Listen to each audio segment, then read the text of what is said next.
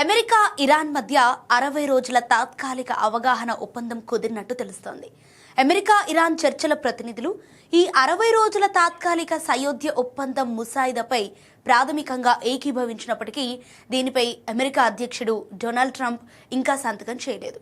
దీనిపై vice president JD Vance స్పందిస్తూ చర్చలు మంచి పురోగతిలోనే ఉన్నాయని, అయితే ఒప్పందంలోని కొన్ని లాంగ్వేజ్ పాయింట్లకు సంబంధించి ఇరు పక్షాల మధ్య ఇంకా చర్చలు జరుగుతున్నందున ట్రంప్ దీనిని ఇప్పుడు ఆమోదిస్తారనేది ఇంకా ఖరారు కాలేదని తెలిపారు.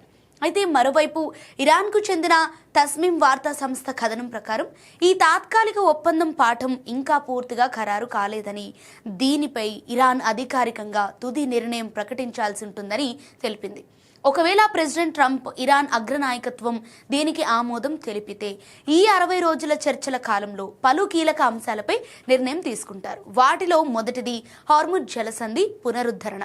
3 నెలలుగా జరుగుతున్న యుద్ధం కారణంగా మూతబడిన వ్యూహాత్మక హార్ముజ్ జలసంధిని వాణిజ్య నౌకల రాకపోకల కోసం పూర్తిగా తెరుస్తారు.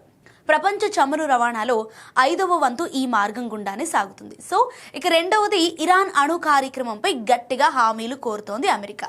తాము ఎలాంటి అణ్వాయుధాలను తయారు చేయబోమని ఇరాన్ హామీ ఇవ్వాల్సి ఉంటుంది. ఇరాన్ వద్ద ప్రస్తుతం ఉన్న 60% శుద్ధి చేసిన 440.9 కేజీల యురేనియం నిల్వలను ఎలా తగ్గించాలి లేదా రష్యా వంటి మూడో దేశానికి ఎలా తరలించాలనే దానిపై ఈ 60 రోజుల్లో తుది నిర్ణయం తీసుకుంటారు. ఇక మూడవ అంశం ఇరాన్ మీద ఆర్థిక ఆంక్షల సడలింపు. ఈ ఒప్పందంలో భాగంగా ఇరాన్ చమురును అంతర్జాతీయ మార్కెట్లో అమ్ముకునేందుకు వీలుగా అమెరికా కొన్ని ఆంక్షలను సడలిస్తోంది. అలాగే వివిధ విదేశీ బ్యాంకుల్లో స్తంభింపజేసిన ఇరాన్ నిధుల విడుదలను కూడా పరిశీలిస్తారు. ఈ తాత్కాలిక అవగాహన ఒప్పందంలో తుది అంశం అమెరికా నావికా దిగ్బంధనం ఉపసంహరణం.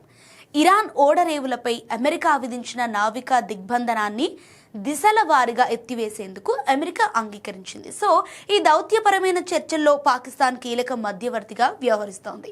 అమెరికా విదేశాంగ మంత్రి మార్కో రూబియో పాకిస్తాన్ ఉప ప్రధాని మహమ్మద్ ఇషాక్ దార్తో వాషింగ్టన్లో ఈ ఒప్పంద వివరాలపై ప్రత్యేకంగా భేటీ అయ్యారు. ఒకవైపు శాంతి చర్చలు జరుగుతున్నప్పటికీ క్షేత్రస్థాయిలో కాల్పుల విరమణ ఉల్లంఘనలు జరుగుతున్నాయి. ఇటీవలే ఇరాన్ ప్రయోగించిన క్షిపణులను కువైట్ తన వైమానిక రక్షణ వ్యవస్థతో అడ్డుకోగా అమెరికా సైన్యం కూడా దక్షిణ ఇరాన్లోని కొన్ని క్షిపణి కేంద్రాలపై ఆత్మరక్షణ దాడులు జరిపింది.